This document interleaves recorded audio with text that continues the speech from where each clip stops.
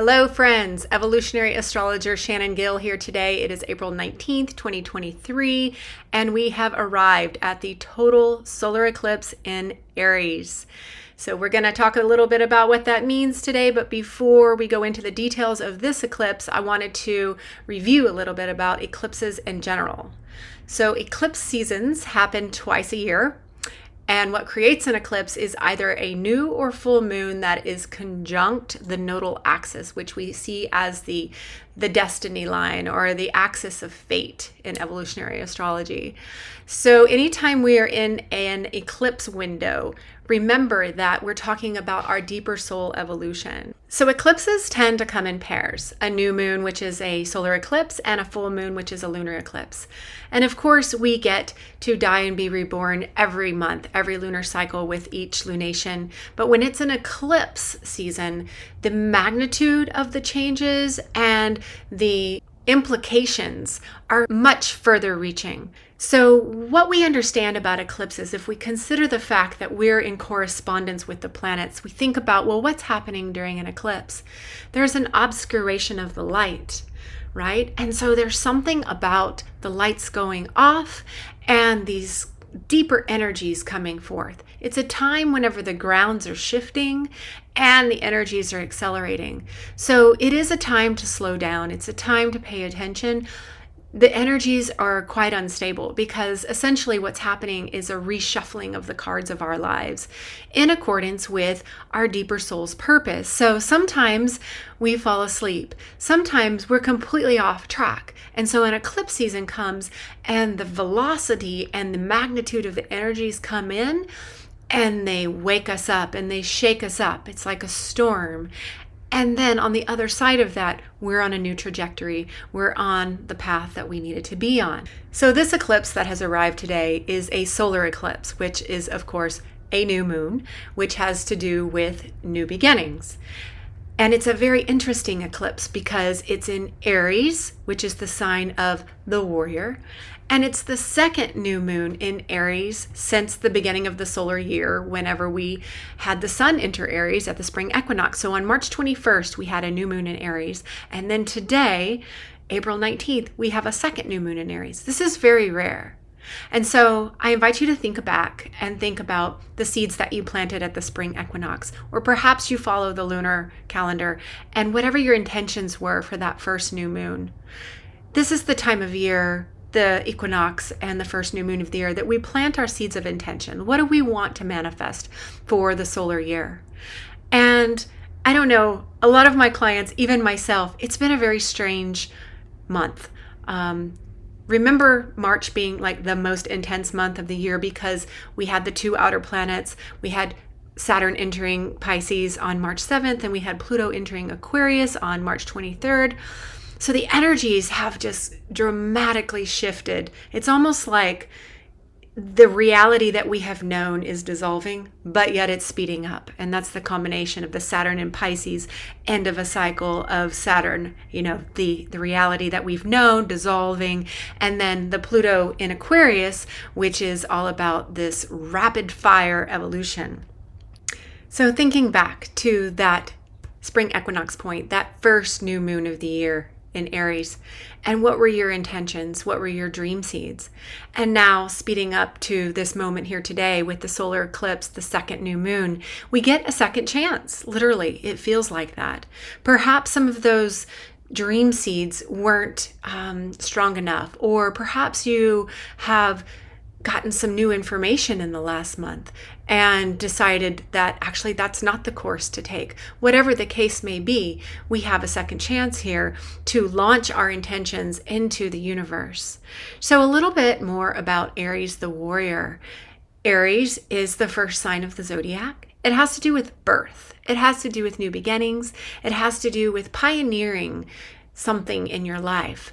Sometimes we talk about it being the entrepreneur, someone who's going to defend what you believe in. There's something about a fight for life, a fight for truth, a fight for evolution. Being the first sign of the zodiac, Aries is also about independence, autonomy, sovereignty.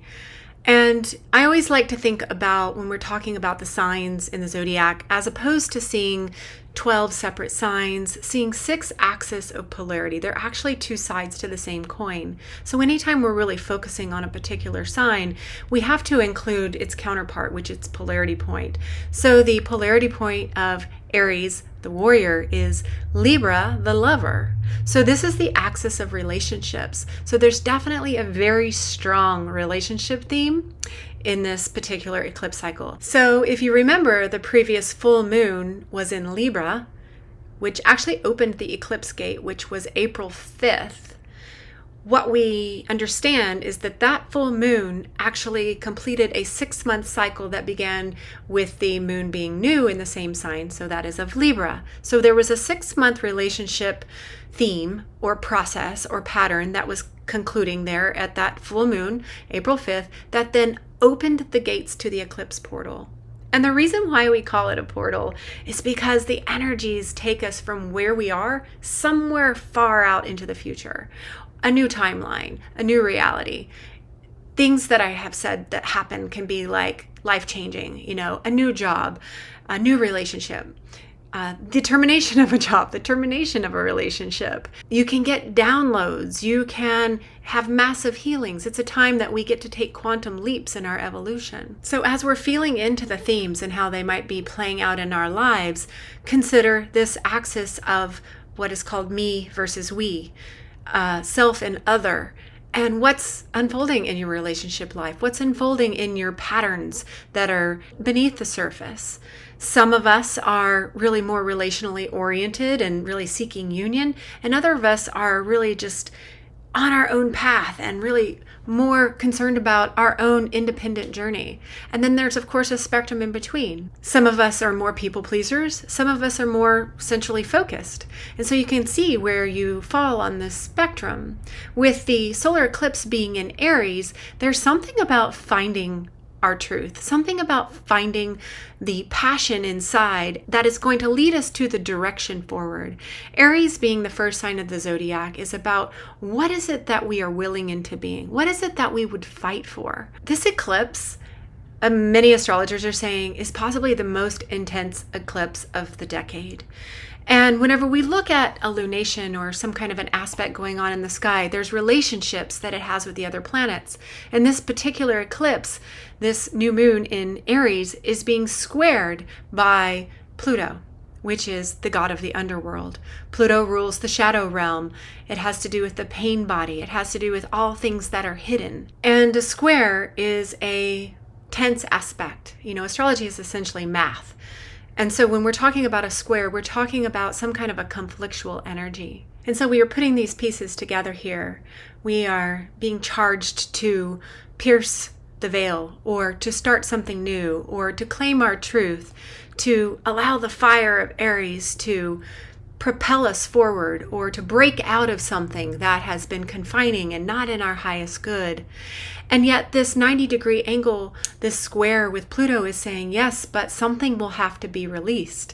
Yes, but something is being unearthed. Perhaps there's going to be some information coming through that has not been revealed until now. Or perhaps there's something that we're afraid of. There's something deep down inside that we're not wanting to surrender. There's definitely a component of shadow work with this Aries eclipse.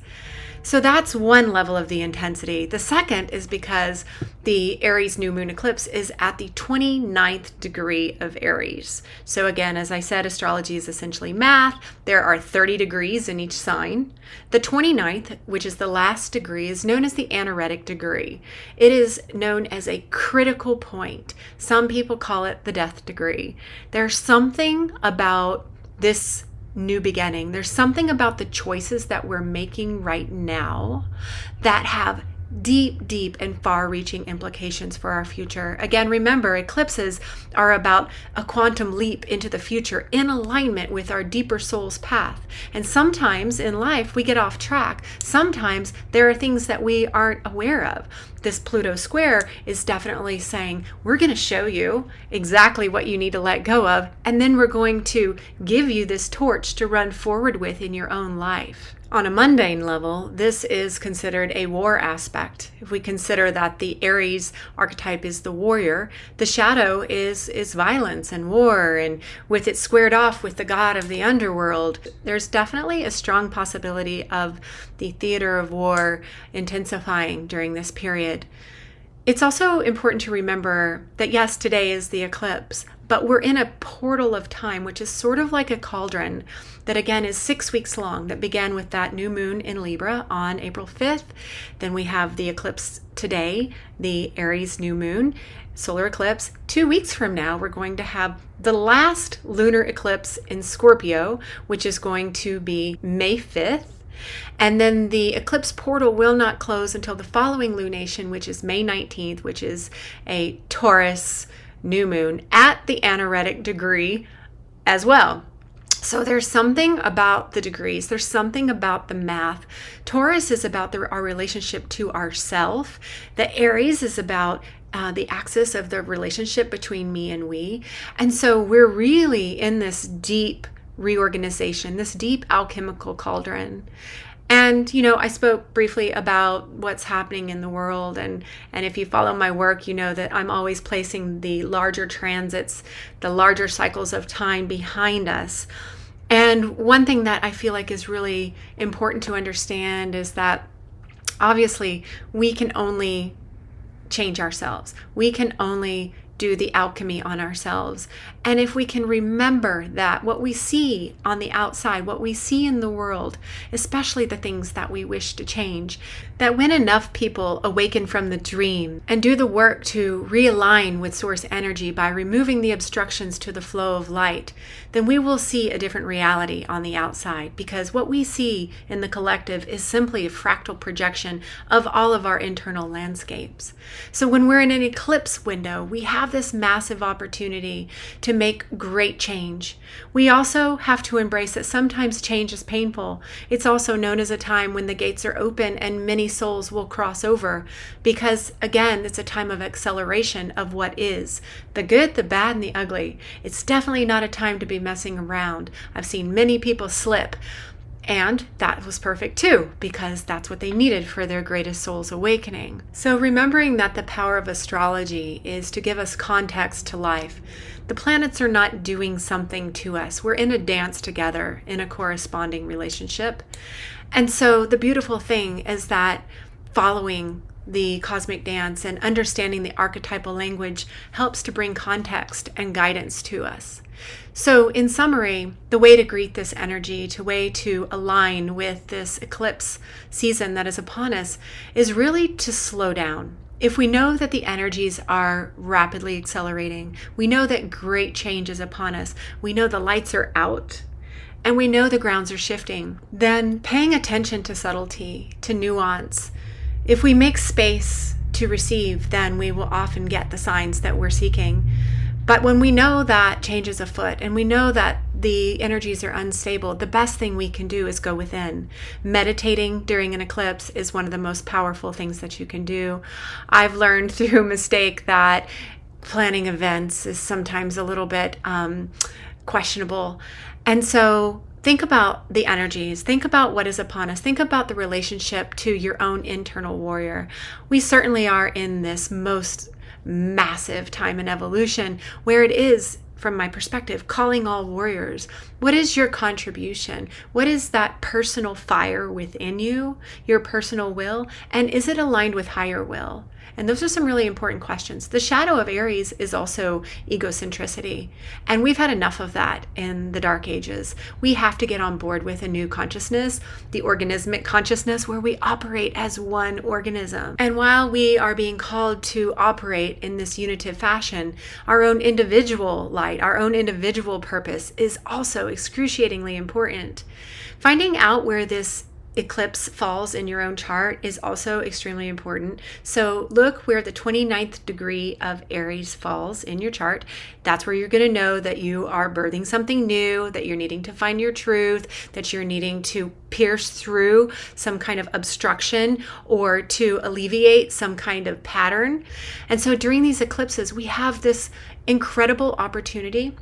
And The most important thing at the end of the day is to trust the process, to be in integrity and alignment to yourself, to your highest truth, and to what is for the greater good. So thank you so much for tuning in. Thank you for being a part of the shift. Many, many blessings.